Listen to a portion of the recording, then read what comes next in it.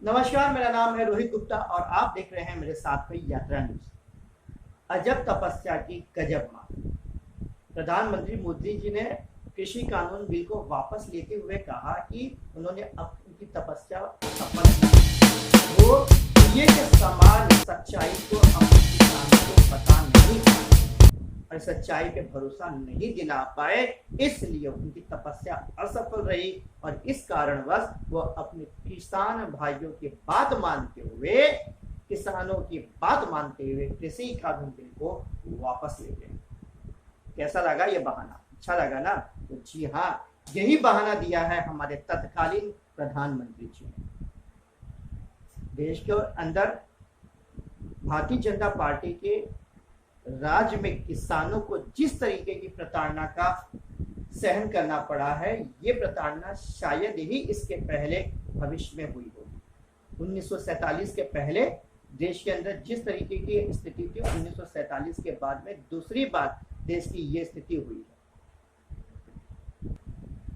इतिहास गवाह रहेगा हमेशा कि पहली बार 1947 के बाद देश के अंदर किसानों के ऊपर इतने अच्छे तरीके की सरकार आई है, जिन्होंने अपने आप को किसानों की सरकार कहा है। इतिहास से देख रहा है और इतिहास हमेशा गवाह होगा इन सारी चीजों का कि हमारे देश के अंदर किसानों को खालिस्तानी, आतंकवादी, न जाने फलाना ठिकाना, न जाने क्या क्या कहा गया, न जाने कौन कौन से कांड से उनको जोड़ दिया गया। और इन सब चीजों के बाद में, एक लंबे अरसे के बाद में, देश के प्रधानमंत्री कहते हैं कि मेरी तपस्या असफल रही, मेरी तपस्या असफल रही और इस कारणवश मैं माफी मांगता हूं। लेकिन आप समझिए जरा, माफी किस चीज की मानी जा रही है?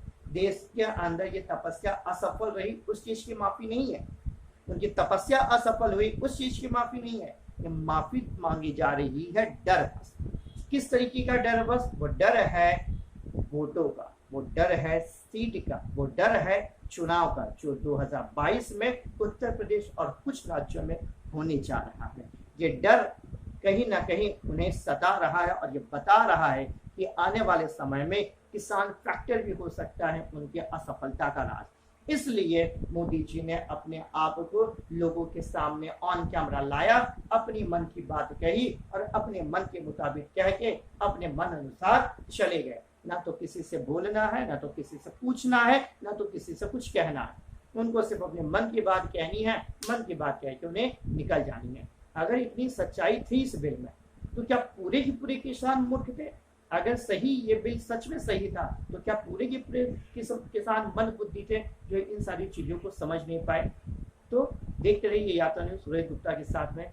जय।